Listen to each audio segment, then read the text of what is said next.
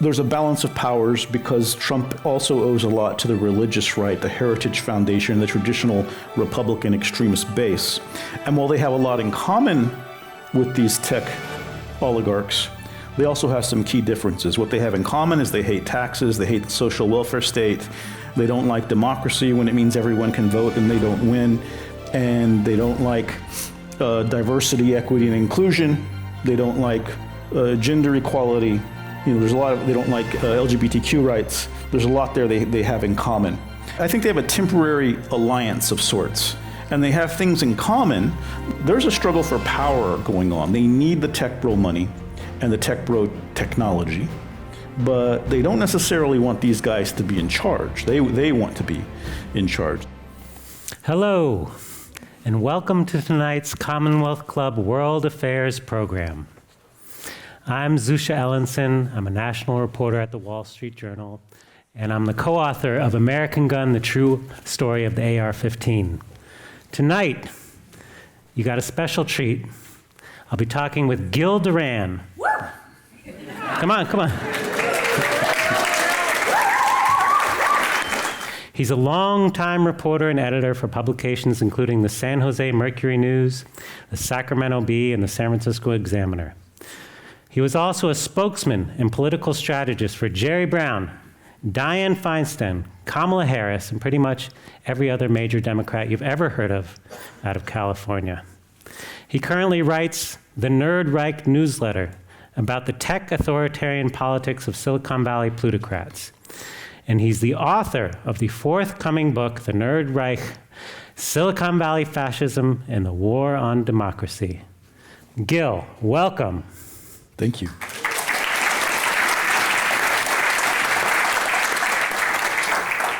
All right, let me start by asking you. I've heard of nerds. I've heard of the Third Reich. What is the Nerd Reich? The Nerd Reich is a cult of interconnected billionaires, tech billionaires, who have decided that democracy is not the preferred operating system for the world, and that they have a better plan to install a new form of government, a sort of corporate autocracy with an eternal hierarchy that largely resembles the hierarchies of the past. Basically, the idea is sort of techno-feudalism with each different tech plutocrat running their own little corporate government, corporate country, corporate society. And people often think I came up with this idea of the Nerd Reich, but it was after I started writing about these tech plutocrats and their ideas that someone from the tech world, someone from the crypto world, wrote me a DM on Twitter. And they said, we've been calling this the Nerd Reich for years. And it really kind of blew my mind, and I looked it up and saw that no one was really using it, so I grabbed it, and that became the title. So it's literally a label that doesn't come from me. It comes from people in their world, someone who largely agrees with most, but not all, of what these guys believe. Wow. So yeah, let's go back to the beginning. How did you stumble onto this story? Well, I came to it through San Francisco politics. I arrived back in the city in September of 2021 to become editorial page editor of the newly purchased San Francisco Examiner, which most of you all know in this room probably. The Examiner's had a lot of hard times for the past several decades, but this real estate magnate bought the paper, wanted to revamp it, and paid me a good deal of money to come and try to start the opinion section. And that put me in San Francisco right in time for the recall elections, the school board recall, and the Chesa Boudin recall. And in covering those recalls, I became aware of the fact that there was something very strange going on, this sort of marriage between Republican billionaire money and tech venture capital money that was conspiring to create these very conservative Republican-style arguments and push the discourse in San Francisco to the right. Now, I'm not saying that every complaint against the school board or the DA was necessarily wrong, but there was a lot that didn't add up because recalls are generally, successful recalls are very rare because they're very expensive. But in this case, the money really showed up, along with this very polarizing campaign which argued in favor of things like mass incarceration and of using punishment as a cure for drug addiction, which is the one thing that we know does not work for drug addiction. And so I couldn't quite put my finger on it, but I felt like people like Y Combinator's Gary Tan, who became sort of the big political voice in the city, were pretending to be Democrats when, as far as I could tell from all of my training in politics, from all of my understanding of political theory, with every fiber of my being, this guy's a Republican, this guy's a right-winger. And I left the Examiner after a year. As we know, the recalls were successful, but I still had this question in my mind of why are tech venture capitalists in San Francisco pretending to be Democrats when they are quite obviously far to the right? And it took a while for me to figure out the answer to that question. Yeah, and what did you, when you started researching this question started in local politics, how did this lead you to the bigger story beyond San Francisco? Well, during the campaign, I was very critical of the recalls, but in a very conventional political way. But there were people in San Francisco, particularly a woman named Emily Mills, she might be here somewhere tonight, and she started writing these very long Twitter threads where she started talking about these weird underlying ideologies coming out of San Francisco, in particular, something I had never heard of called the network state. And she would put together these very long researched threads with, receipts and things. And I saw those threads, but at the time, to be honest, it seemed like a bit of a conspiratorial narrative. And as a journalist, you're really trained to avoid that kind of thing. Anything too complicated and complex like that is kind of scary. And it wasn't until maybe 8 months later that I read a review in the New York Review of Books of a book called Crack Up Capitalism by a historian named Quinn Slobodian.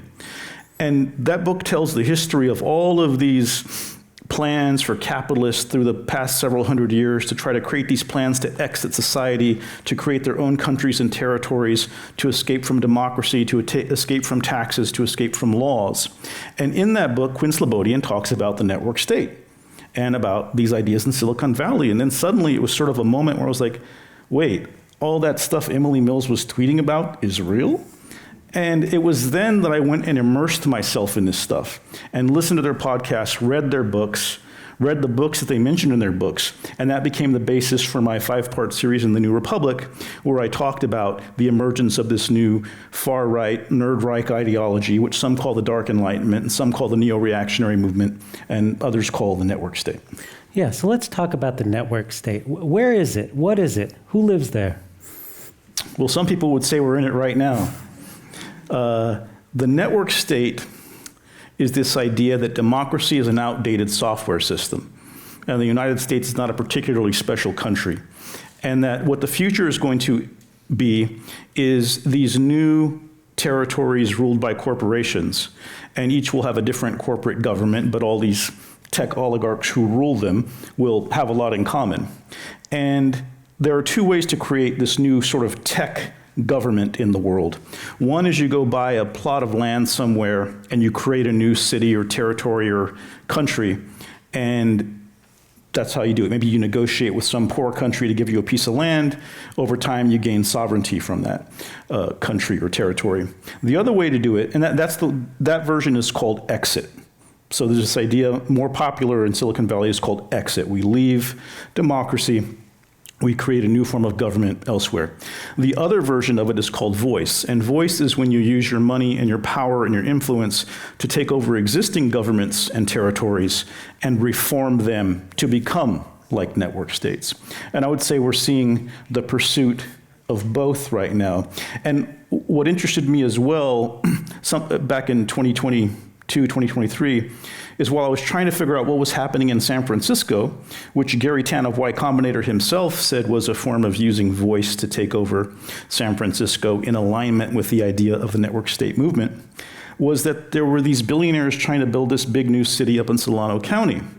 And that had been in the background, but I wasn't really paying close attention to it. And suddenly, after reading Slobodian's book and reading the Network State book, there's a whole book, you can read it for free online, and watching the Network State Conference, because there's also an annual conference where these guys talk about this all day and have all their intricate plans for creating their new societies, that I realized what was happening in Solano County was also a same interconnected group of people, trying to build a new city in a place where it made absolutely no sense, where the people didn't want it there, and where people who know about real estate and building housing said in the New York Times, this is not the way anybody who knows how to do this would do this. So suddenly it kind of gave me an explanation for what was going on. And the deeper I got into it, the more horrified I became at some of the connections that were emerging from the network state. Yeah, and why does this idea of the network state appeal to powerful people, tech leaders in Silicon Valley?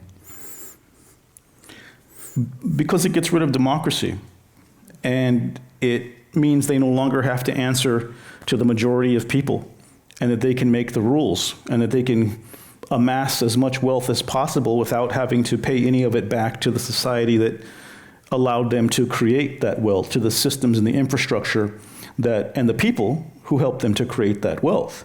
It's really an ideology of pure greed, and I would say it's an ideology of supremacy, of tech supremacy, of wealth supremacy, of white supremacy, of male supremacy, of straight supremacy, of all of the traditional supremacies that we have worked to eradicate or eliminate in modern liberal democracy. They think that's been a big mistake, and that feudalism and hierarchy are the natural order of things and a more efficient way to go into the future that they prefer and that they consider inevitable. Well, I live in a Bay Area city that will not be named at this moment, but the roads aren't well paved. There's other problems we have with a power company not being particularly efficient. I mean, sometimes I think, wouldn't it be great to have a CEO come in here and run this little town efficiently? I get everything I need on time, on budget. They're not wasting a ton of money. I mean, what would be the downside of this network state? Well, as we've seen with Elon Musk, one of the most vaunted and celebrated CEOs of our time, he can't even run Twitter. Right? His rockets explode a lot, which doesn't mean some of them don't make it. But there's this idea running through the network state idea that monarchy and CEOs, kings and CEOs, were somehow efficient and perfect, and democracy came along and ruined it. And today is Bastille Day, the day when 800 years of French monarchy, French hereditary monarchy, came to a sudden end because of a massive public revolt, because the monarchs had messed things up so badly that people couldn't even afford a baguette. And hunger creates revolution. So history is full of examples of CEOs and kings failing very hard. And one could argue that that's why we have democracy. Democracy comes out of many centuries and millennia of failed autocracy. And so they ignore all of that, though, because, to answer your question, this is just a belief system, an ideology, and it's almost nowadays becoming a religion for them that puts them at the center of everything. And to add on to that, to add a little dimensionality, it's not just that these guys want to rule the world and want to rule over their own countries within the world and want to have say over everyone. It's that they also don't want to die. And some of them are now talking about not dying. They think that they're not going to die. They're going to beat death with AI and transhumanism. And I think it's important to understand how delusional it's become. And I think what we're seeing now, and which probably the peasants of 1789 France could have told us, is that too much wealth creates insanity.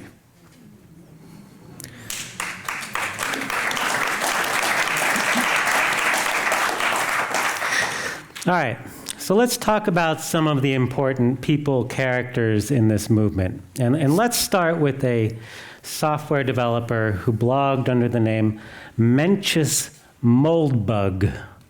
Now who is this guy?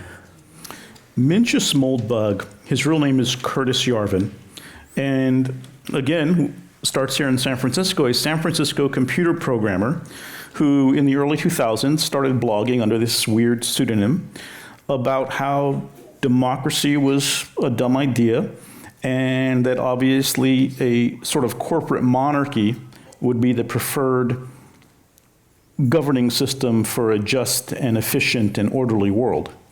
And he in one of his books called Patchwork, which is really the genesis of the network state idea, he envisioned a future where instead of cities governed the way they are now, cities would be controlled by corporations. And he gave it as example, these would be called SovCorps. He gave it as example a city called Friscorp, which would be San Francisco, the corporate governed version of San Francisco. And he says that in Friscorp, unproductive people could be turned into biodiesel and be used to fuel the city's muni buses. But then he says, well, that wouldn't be such a good idea because nobody would want to live in a city where the buses run on the fuel that's made out of people. So instead, what you would do in Friscorp is take all of the unproductive people, I'm assuming he means homeless people, poor people, people addicted to drugs, lock them in virtual reality isolation cells where they would spend the rest of their lives on a headset pretending to have a life, but really this would be what he called a humane alternative to genocide. That's his literal phrase. Which the first thing is, someone who's steeped in policy and politics for a lot of my life, the first thing that comes to mind is that it would be much cheaper to put them in an SRO and give them food stamps and medical care than to lock them in a virtual reality cell. But when you're dealing with fascists, the logic tends toward the extreme. So Mencius Moldbug Curtis Yarvin writes this chain of essays, which are all free to read online if you don't believe me. And he's anonymous because this is crazy stuff that he's saying. But at some point, he comes to the attention of a newly minted billionaire named Peter Thiel, who really likes his ideas and basically invests in his software company to sort of give him a sinecure and make sure that Yarvin's ideas are popularized within his own social circle of billionaires, who I now refer to as the Nerd Reich. And I think an important thing to understand about Yarvin is that he's often called an intellectual. He's not an intellectual. He's a mock intellectual. None of his stuff adds up. He's wrong about history. His logic doesn't make any sense. He doesn't consider the contrary examples, but he tells these billionaires what they want to hear, and they clap because they're clapping for themselves. And so it's a very dangerous mechanism there. And the most disconcerting part of Yarvinism, because there's no reason why any of us should have to ever have heard of Curtis Yarvin's name or have considered any of his ridiculous ideas. This stuff should have been lost long ago in an anonymous internet forum. But one of the people who Thiel turned on to Yarvin's ideas was an up-and-coming Ohio politician named J.D. Vance, who is now the Vice President of the United States and who 2 months ago followed Yarvin on Twitter. And you have to understand the Vice President of the United States only follows 1,400 people on Twitter. So when he follows Yarvin on Twitter, that's a vote of confidence. And the final thing I'd say on that, and I'd encourage you all to look up Yarvin if you haven't already, probably you've heard of him, is that one of the big ideas Yarvin pushed for years was the idea that a future president should take over through democratic means, but then act like an autocrat. And one of the first things he should do is use his powers to completely purge the federal government, to fire tons of workers, to end entire agencies and departments. He called this RAGE, retire all government employees. And it is very much what we saw Elon Musk doing at DOGE, the Department of Government Efficiency, over the past 6 months. So yeah, how did this guy Yarvin go from being what some might consider an internet troll to being read by J.D. Vance, only read by J.D. Vance, and explain more, what does J.D. Vance, do you think, see in his philosophy that he's interested in? Well, I think the most important thing anybody can understand about J.D. Vance is that J.D. Vance is entirely a creation of Peter Thiel. At every single step of his adult life, Peter Thiel has been there to fund him. And the way they met was Vance was at Yale Law School and Thiel came and gave a talk at Yale Law School. One thing Thiel does a lot of is go around and talk at things like law schools and graduate schools to recruit young up-and-coming future business leaders to his ideas. He spends a lot of time doing that, or at least he used to. I'm not sure if he still does it. He spoke at Yale Law School, and Vance was so impressed that he wrote him an email. And Thiel answered the email and said, if you're ever out in California, come and see me. Well, a few years later, J.D. Vance is working for Mithril Capital in San Francisco. This is Vance's VC phase. And that's Mithril Capital, named for a Lord of the Rings thing, founded by Peter Thiel. When J.D. Vance decided to go back to Ohio and start his own fund, Thiel threw in cash to help seed his venture capital fund. When he decided to run for Senate, Thiel spent more money than had ever been spent in a Senate campaign to get J.D. Vance elected. And when Thiel wanted J.D. Vance to be vice president, there was a big problem, which was that J.D. Vance, while still being the hillbilly elegy, reasonable, rational Midwestern guy, had compared Donald Trump to America's Hitler. And it was Peter Thiel who made the peace. And that peace is what enabled J.D. Vance to be a heartbeat away from the presidency. So to answer your question, Vance is a creation of Peter Thiel. And wherever Vance goes, it's not really J.D. Vance, it's Peter Thiel. Peter Thiel was born in Germany, so he can't be president. So he has to find, and also he's very inarticulate and has zero charisma. So he's not going to be a politician. One might say the same thing for Vance, but he's gotten a little farther than Thiel. So he needs an avatar. He needs someone to represent his interests and his beliefs. And I think J.D. Vance is an empty shell who will be whatever he needs to be to get power. So let's talk about the last major character in this milieu, and that's Elon Musk. And very apropos to what you're writing about, he's now launched a new political party. That sounds very much along the lines of what you're talking about. Let's talk about Elon Musk and how he fits into this. Well, one of the things you find when you investigate this kind of stuff is that all roads lead back to Peter Thiel. And back in 1999, Peter Thiel started a financial services payments company called Confinity. And it turns out there was a guy across the hall on University Avenue in Palo Alto who had started a company called X.com that was trying to do something very similar. And so Peter Thiel meets Elon Musk, and they combine their companies, and the company becomes PayPal. And when it becomes PayPal, Elon is named CEO, but then he wants to change the name to X.com because he has this weird obsession with naming everything X.com. And while he's on his honeymoon in Hawaii, Thiel arranges to have him pushed out of the company and fired as CEO, which is a bitter thing for many years, but they eventually got over it. And Elon Musk, interestingly enough, I don't consider him the main character in what's happening.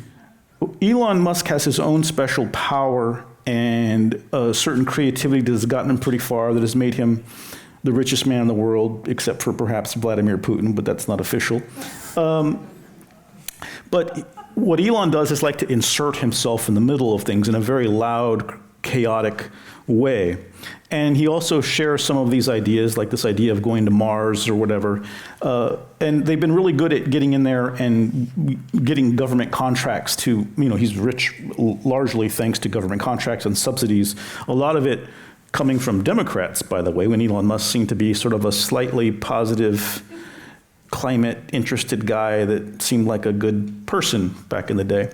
So, but they've been able to, he's got a tremendous amount of money, he'll do crazy things, and he helped lock down the Trump re-election. But again, he's had to be removed from the position because he takes things too far. He can't behave himself. He doesn't understand why he should. So in a weird way, Elon Musk chaos is a saving grace and a real sign that these guys are not gods. They can be defeated. They have a lot of money, but they're smart and brilliant in certain ways, but they're really, really stupid in other ways. And with Elon Musk, we can see pieces of the brilliance sometimes, right? Because there's some things he's done that are inarguably, powerful, but then we see the full-on stupid. Did you really think you could take on Donald Trump from inside his administration? Did you really think MAGA would come to you instead of him? Well, we'll see how this Epstein stuff plays out. But, so in a way, he's brought that chaos, that karmic chaos that goes all the way back to the PayPal mafia days. And he's still creating these problems. But Thiel's in the background, the more professional guy. And, it's not just Elon Musk who is in government. You've got all these other people now becoming important players. The CEO of Coinbase, Brian Armstrong, they put $100 million into the 2024 election. They got rid of Sherrod Brown. They spent $10 million to destroy Katie Porter. And they have largely succeeded in getting Democrats to support crypto, which, crypto is mostly a tool for undermining democracy and, destroying the economy. So I could go on and on about that, but Elon he's the guy who gets all the attention, but I think there are people more in the shadows who understand that there's a little more wisdom in being a little more quiet as you try to completely undermine democracy and destroy the United States of America as quickly as possible. So right now, as we sit here and talk, how much influence do these folks have? Let's start with the White House. How much influence do they have with this current administration? I think they have a tremendous amount of influence, mostly because of their money. You know, one of the major factors in our politics right now is that the Trump family is becoming fabulously wealthy by gorging on crypto corruption. I think there was a story recently where the Trump family's net worth has increased by $2.9 billion over the last 6 months because of crypto. So they are being bought off openly and with no regard for how the rules usually work. If this were Kamala Harris and she and her family were making $2.9 billion off of crypto, it would be impeachment hearings, it'd be nonstop editorials calling for her to resign. There has been nothing like that. It's almost just become normal. So at the same time, there's a balance of powers because Trump also owes a lot to the religious right, the Heritage Foundation, the traditional Republican extremist base.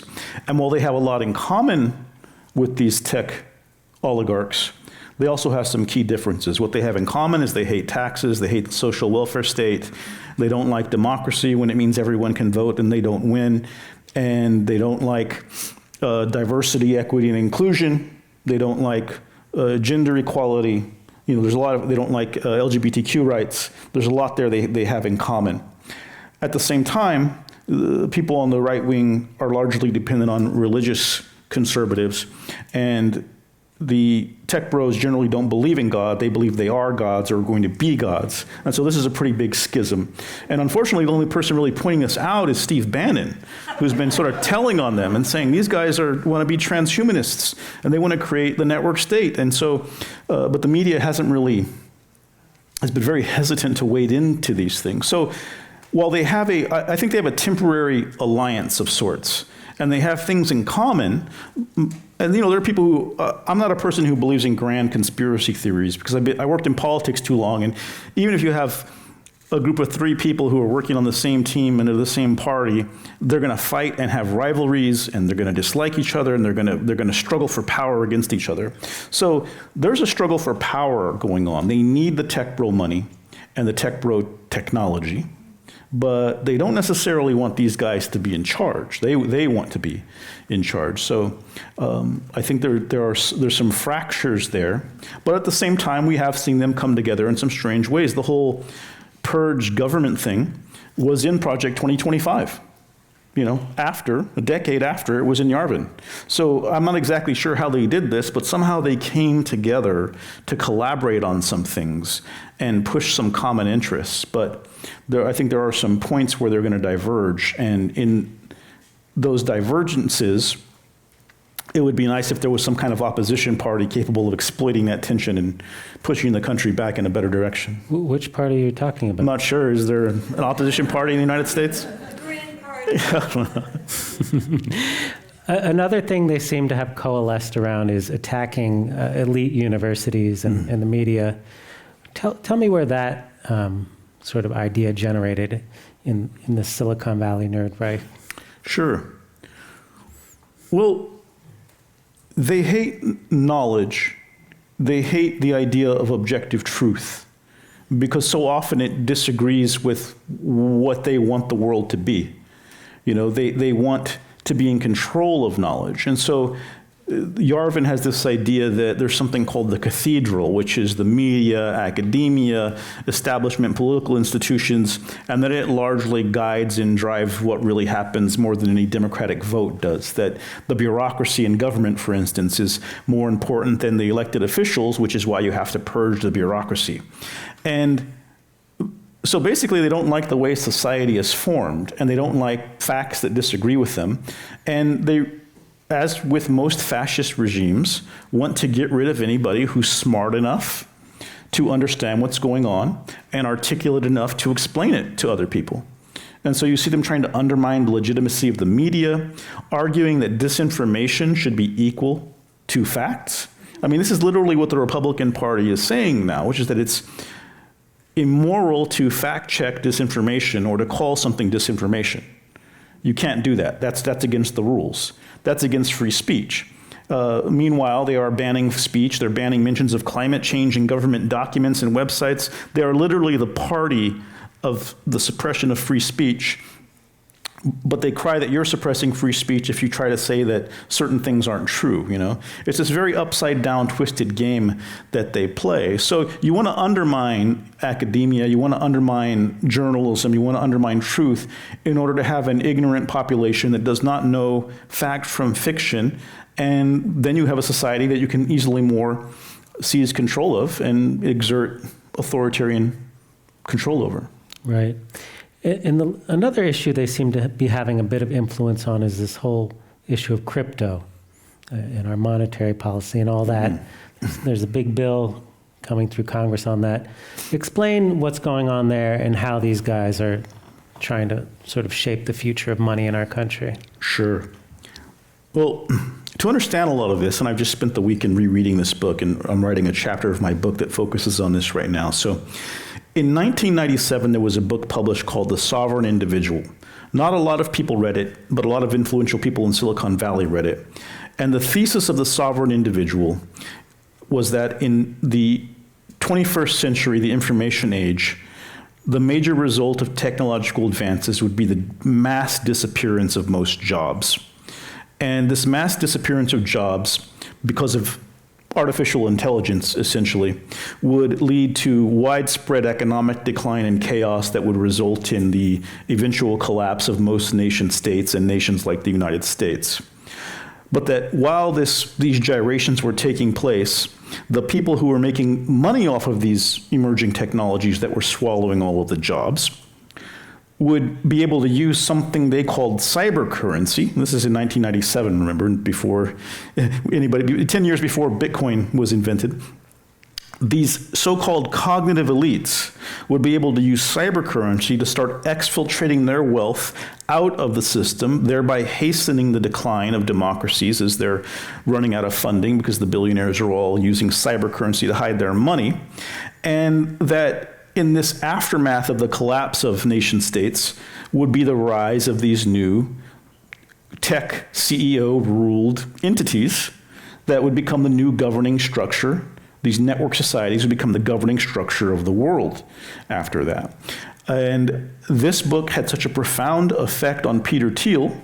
And this is a crazy book, by the way. If you read this book, I mean, I wish everybody could read the book, and then you'd be really terrified that, wait, someone took this seriously, and they're trying to do this now? But the book had such a profound effect on Peter Thiel that when it was reissued in 2020, he wrote the foreword to it. And so when you ask about what crypto is, I would point you to The Sovereign Individual. Crypto is a tool to undermine government authority, to undermine democracy and power, and to allow billionaires to exfiltrate their wealth from the system and hasten the collapse of nation states and democracies in nations. That is its core purpose. That is its core goal. And if you listen closely enough to what these guys talk about in their podcasts or the books they recommend, that becomes extremely and exceedingly clear. All right, so it sounds like they don't like democracy. Well, right, you know, these are guys who live around here. These are tech titans. These are leaders of industry. They all live in the Bay Area. This is a very liberal area. For a long time, I think everyone thought that tech leaders were also on the Democratic side of things. You think back to the Obama era. They all backed the Obama candidacy, all that sort of thing. How did this anti-democratic strain of thought arise here? Well, we've been through some major convulsions in society over the past 20 years, and that was part of the thesis of The Sovereign Individual. You know, the year 2000 has long haunted the mind of Western people, that something's going to happen, the apocalypse, the return of Christ, the rise of the Antichrist, something's going to happen in 2000. And so, in a way, this is a millenarian movement, sort of an end times movement. The apocalypse is coming, we have to prepare.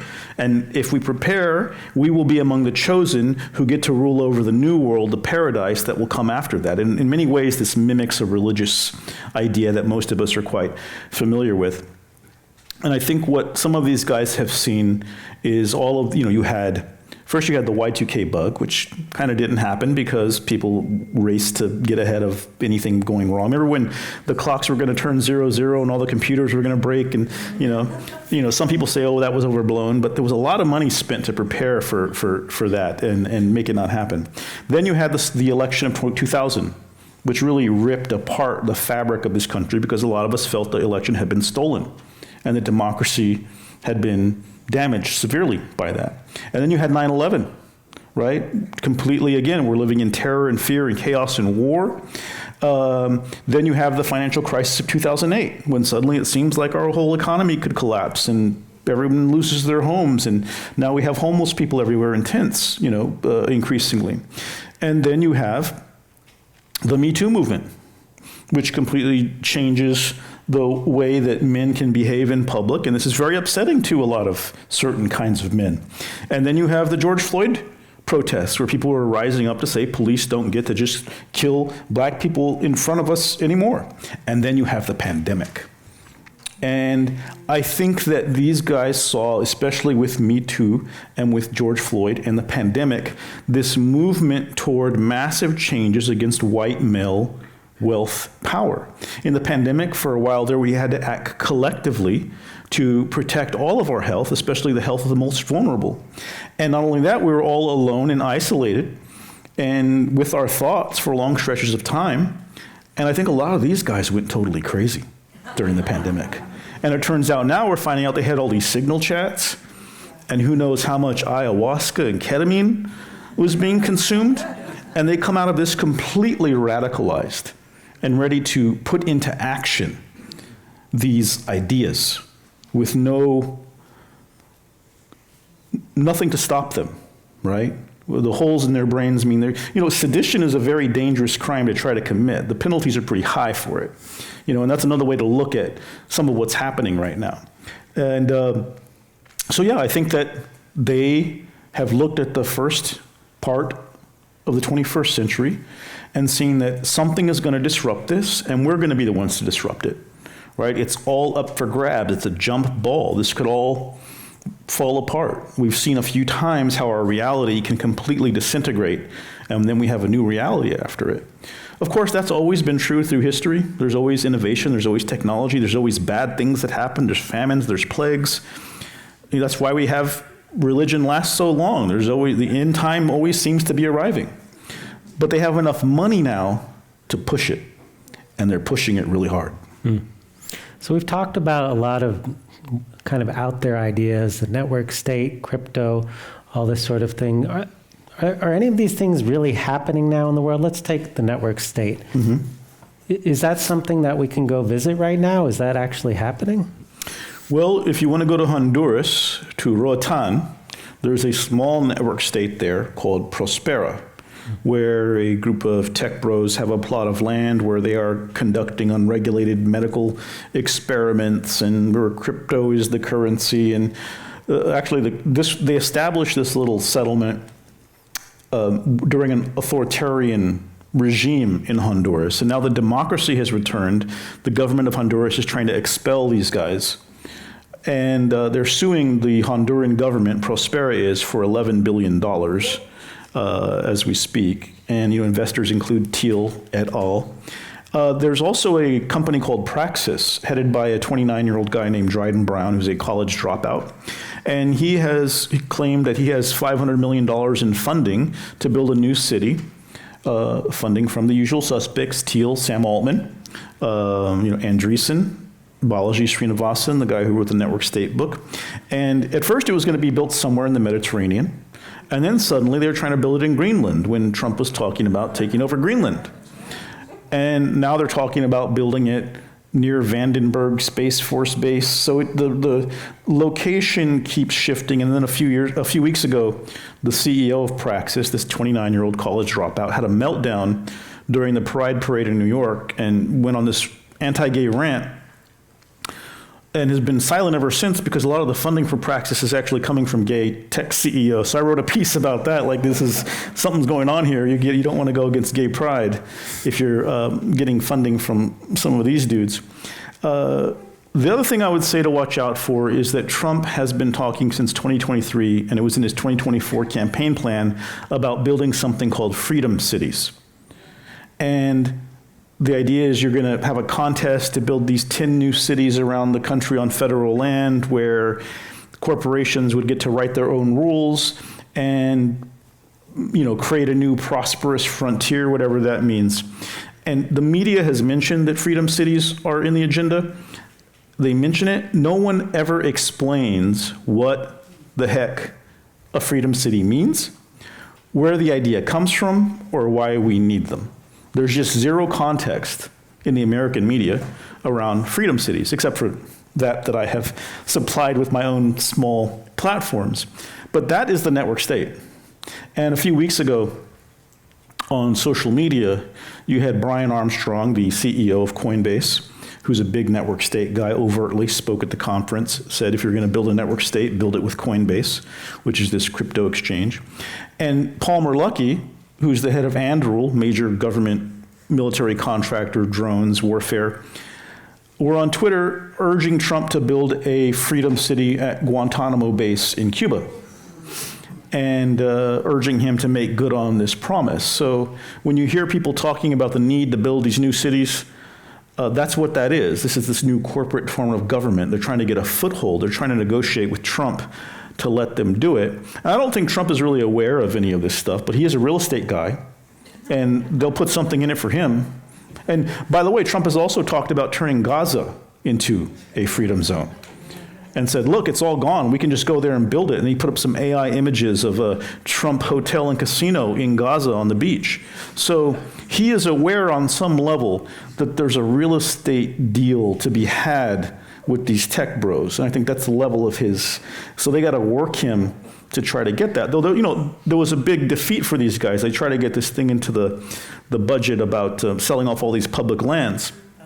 But there was a big rejection of that because one of the things we have in common with some of our Republican opponents is that a lot of those people hunt and fish and they like public lands. And so anybody in politics knows you don't mess with public lands. But the tech bros, remember, they're kind of dumb in some ways.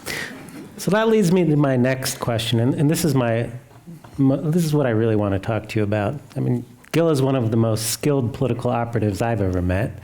I first met him when I was a cub reporter in Oakland, and he was working for Jerry Brown, and I'm sure he maneuvered around me in ways I didn't even remember. At any rate, I want to ask you about this movement, this tech influence in Washington and elsewhere. How would you assess how they're doing as a political movement?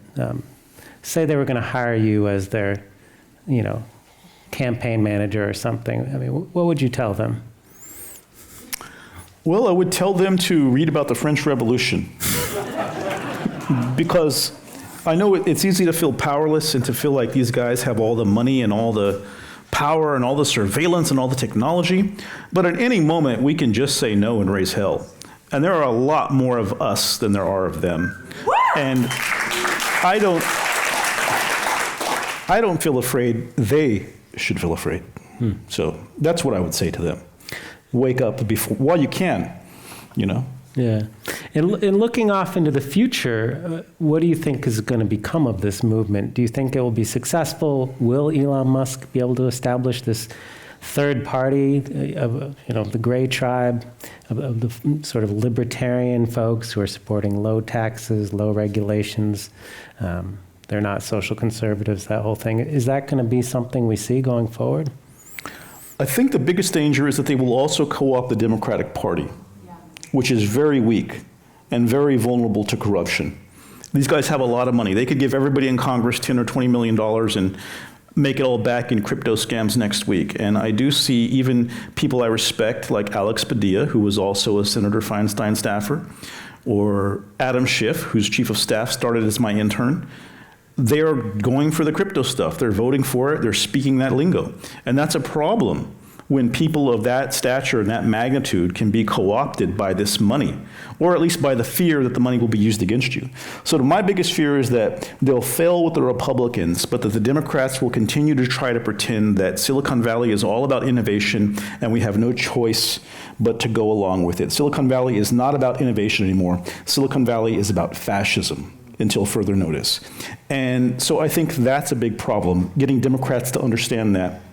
But when I'm feeling at my most optimistic, I see this ending with a lot of tech billionaires jumping on charter planes at midnight to get to Moscow as quickly as they can.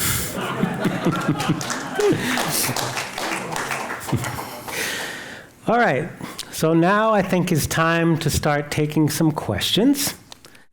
This says, why did Democrats support these tech moguls for so long? I think it wasn't always obvious what they were.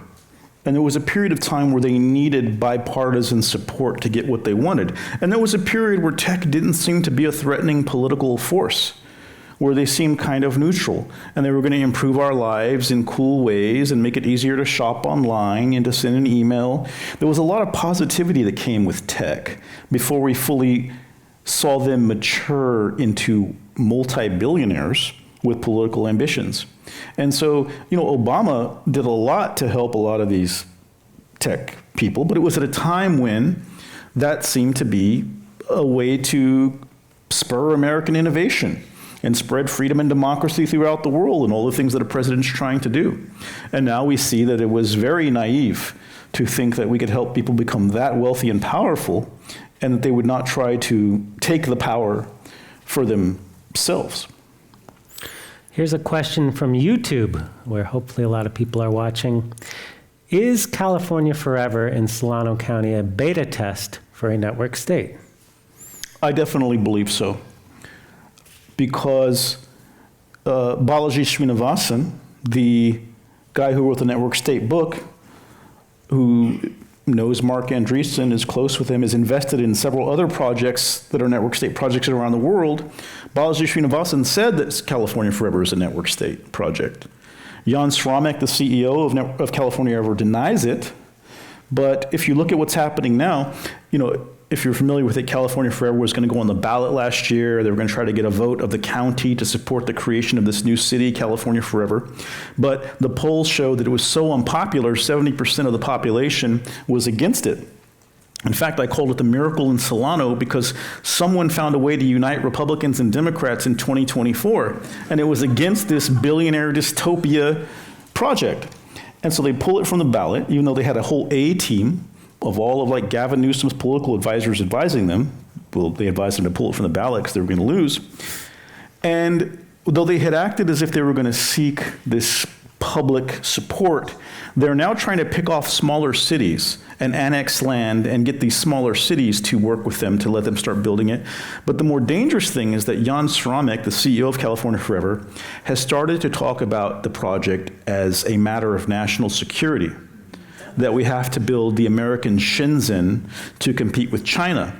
And they're talking with the Navy about building a new shipbuilding port for national security.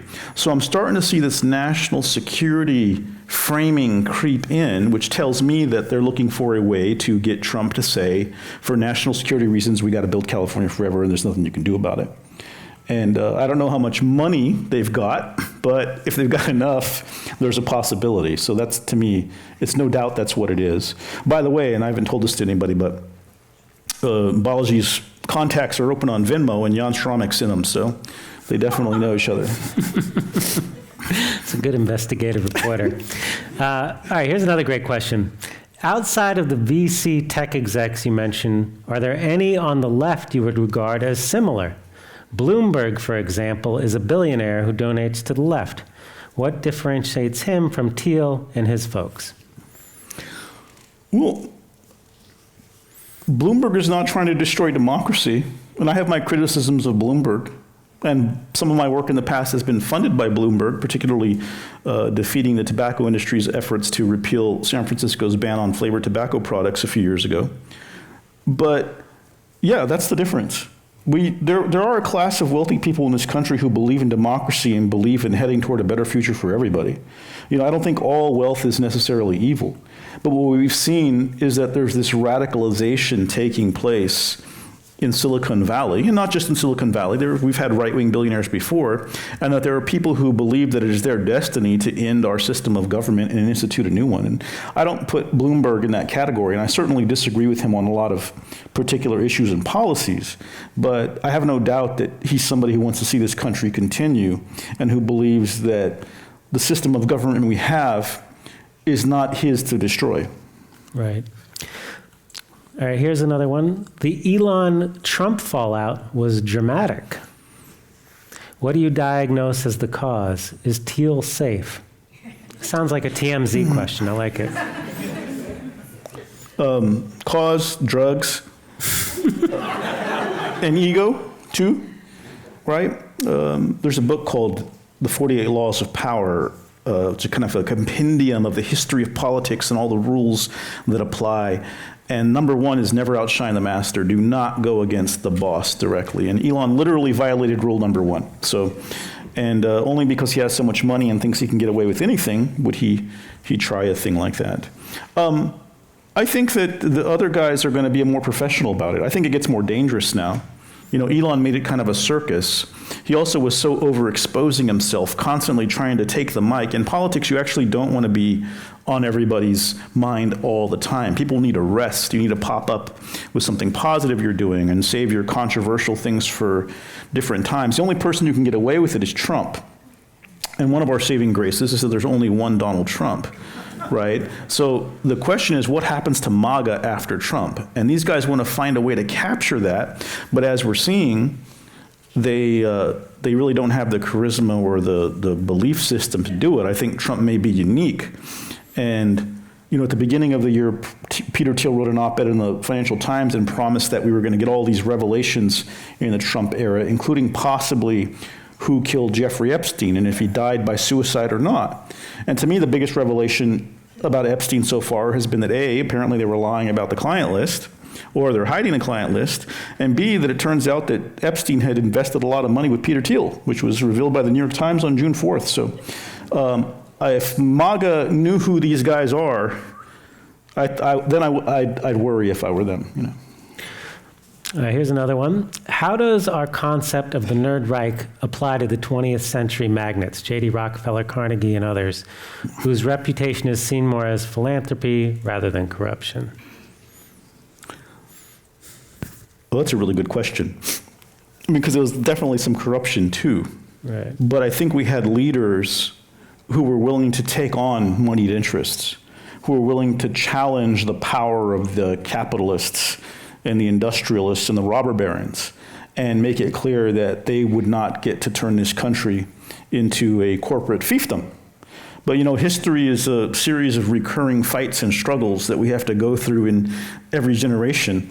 And so it seems like we're back at it. And actually, Balaji Srinivasan, who's the Peter Thiel acolyte who wrote the Network State book and is the main philosopher of this thing, has identified multiple times Ida Tarbell as a great enemy of progress. Ida Tarbell was a woman who was a journalist who exposed Standard Oil and helped muckrake all of this public and political pressure against the robber barons. And so she died in 1944, and this tech bro is still mad at Ida Tarbell. So, again, they give you these clues for how to defeat them. And in journalism, if we had a journalism establishment capable of taking these guys on, it would be a very powerful way to protect democracy.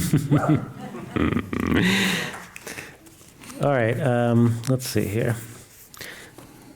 All right, I don't want to get in trouble reading this question. Well, you're the one doing it. Anyway, someone asks, at what point does Peter Thiel and his interests take out Trump in order for J.D. Vance to become president? No. Trump has the culture and narrative, and he won't be easy to overcome. I'm not sure what that means, but I think let me try I've to heard that. Yeah. Let me try to rephrase this question a little different, so it doesn't sound like a mob hit. Will J.D. Vance, who is probably more in line with these guys' philosophy than, say, Trump, who he's all over the place. J.D. Vance seems much more in line with these guys. Can J.D. Vance succeed and become the next president after Trump's term ends? I mean, anything is possible. I think J.D. Vance is uniquely uncharismatic. And, that's a problem for him in politics. And there may be a better character who emerges to carry the torch. I mean, Trump himself is like, I don't know who's coming after me, not necessarily him. So, and I've heard this sort of idea, they're going to get rid of Trump. But I think Trump certainly knows that everybody wants the pork chop dangling from around his neck. And I don't think he plans to, I think he's probably keeping people at arm's length. And I don't know, I do think that's the big question, is what comes next. And that's why I say if there were a way to organize a political party that was ready to exploit the failures of this regime and to push for a very different future, it could be powerful, because these guys are really thinking ahead. If you look at the sovereign individual, we're looking like a 30-year arc of this idea they're pushing, and you can even trace it back before that. You can trace it all the way to the Civil War, to the end of segregation, to McCarthyism, this paranoid right-wing view that it's better to destroy the country than to let our adversaries, who are communists, take over, right? That's been a long-running thing. And so I think that's a big problem for them. They've gotten as far as they have, but that doesn't mean they've got the rest of it figured out. And I think that, J.D. Vance would seem to be a low card, but there could be some big thing we don't foresee that changes everything, like another pandemic or a terror attack or something that forces everybody to unite against some threat and that imposes new strict rules. And so we can never see far enough ahead into the future to say for certain that J.D. Vance won't become the first male president in the United States to regularly wear mascara and eyeliner. All right, here's a question. Is there a connection between these groups and the abundance movement? And if so, could you elaborate? Yes, I would say, at least on an ideological level, the abundance book, and there was a movement sort of before that, is based on the idea that all progress is technological, and that if you just erase regulations and rules and allow capitalists to chase their own self-interest, that everything will somehow be better and we'll have housing and food and a better society. And so, while I don't think that's necessarily the entire message of the book, the origins of the movement are certainly in line with this accelerationist tech movement that is very much adjacent to the stuff we've been talking about today. In a way, all that abundance is a repackaging of neoliberal conservative arguments that without regulations and rules, everything would be better. But that's not necessarily true when it comes to our food, when it comes to our medicines, when it comes to housing even. If you build substandard housing, people die, people get sick. So I think that, unfortunately in the book, they really reduce it to this anti-progressive argument. And I think they did themselves a disservice in that way, because I think there's a critique about the need to move faster on some of these problems, but it's become inherently tagged with these right-wing origins, and that also happens to be true, that there are some right-wing funding origins of this movement that is now called abundance, and which looks a lot like what neoliberalism was, which is Democrats trying to adopt the Republican agenda while still claiming to be Democrats, which brings us back to Gary Tan Y Combinator and the network state in San Francisco. So. All right, I think we have two more questions here. So how does this political analysis impact climate change, climate action nonprofits that depend on democracy functioning? Should nonprofits try to engage with the tech bros? Only if you want to serve their interests, because that's how that works, in case you didn't know. I think one of the interesting things is, because I originally thought of Elon Musk as somebody who was really trying to do a lot about climate change. That was my earliest image of him, and that's really changed now. And to understand the mentality of these guys, you have to understand that the Earth doesn't really matter to them, because they think they're going to go out into space and they're going to become AI-powered robots and they're going to eat the universe. And I'm not kidding. That's not an exaggeration. If you read a book by Adam Becker called More Everything Forever, he really gets deep into these ideas, the ideas of transhumanism, extropianism, singularitarianism, cosmism, effective altruism, long-termism, the idea that the billions of people not yet born are a lot more important than anybody alive today. And in order to have those billions of people exist in the future and spread humanity, or at least some code related to humanity throughout the universe, is to give these tech dudes all the power right now so that they can direct the future. So, yeah. All right. Someone has a really good nuts and bolts question here. Okay. What kind of political structure are they envisioning? The Reich actually functioned as a government, however fascist. Well, Balaji Srinivasan and Curtis Yarvin do a lot to try to say how this would work, but it would basically be a corporate monarchy. You know, Yarvin calls it neo-cameralism, but that's basically a word for a corporate autocracy. So basically the idea is that, you know, CEOs always do what's good for the company and efficiency and therefore for the people who are their customers, and that's how government should run. You know, it's like they've never been on a customer service line trying to get help for something, right? Or they've never had something go wrong where you're trying to, you know, so it's this idea that it would just basically be a corporation, but that meaning that a CEO, Yarvin says, is essentially a dictator, which is not exactly true in a lot of companies. There's a board, there's other factors, but again, these are guys that don't really understand anything. They're just creating their own theories as they go along.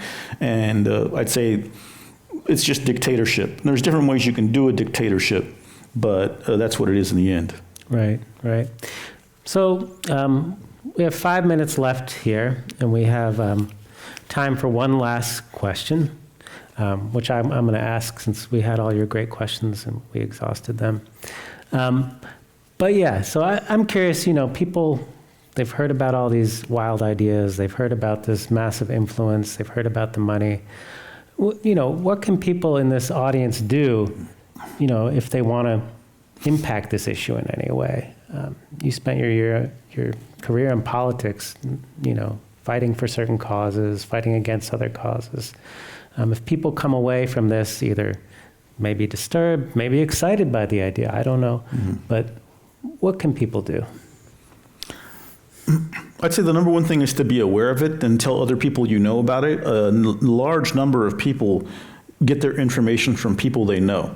And if you make people aware of what's going on with these issues, that's an important thing to do. But another thing I think that's important is that we'd get a lot farther with raising public awareness and resistance to this stuff if our politicians were talking about it. And the media, establishment media and establishment politicians seem to be really afraid of talking about this stuff.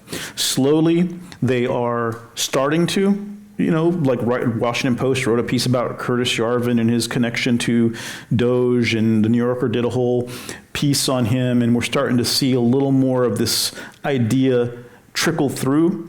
But what I always say is that trying to write about what's happening in our politics right now without writing about Silicon Valley extremism is like trying to write about 9/11 without telling people what Al-Qaeda is. Right? For some reason, a whole part of the story is missing. And this is a very special night for me because this is where I stopped being a conspiracy theorist in my own hometown, and people now seem to realize that what I was writing about last year was real. And other media outlets are catching on. But we don't have time for this process to go as slow as it's been going. It has to speed up, and there should be teams of reporters at the major newspapers writing about what went wrong in Silicon Valley. What is this ideology? What does it want? Where is it going? This is a whole beat. And I would say could end up being, depending on if these guys win or not, the most important story nobody would tell in American history, because this is a very unique threat, right? We have an internal threat to our country, to our system of governance, and I don't feel that people have been made aware of that. And if people aren't aware of it, what are they supposed to do? So I'd say demand that your political leaders talk about it, demand that the newspapers you read talk about it. You know, we had to push for more information to be made available to people, and that to me has been the thing I've been fighting to do. And I've done a good enough job of it to get here to the Commonwealth Club and to the New Yorker and things like that, but there's so much more, and this country is so huge. And I think if more people knew what was going on, there'd be a lot more resistance and engagement and action to stop it, and we don't have that yet. Instead, we have politicians we vote for and respect voting for the crypto bill and talking about Silicon Valley as necessary innovation, and that's just not going to cut it in the 21st century. Great. I want to thank Gil Duran. This was an incredible conversation.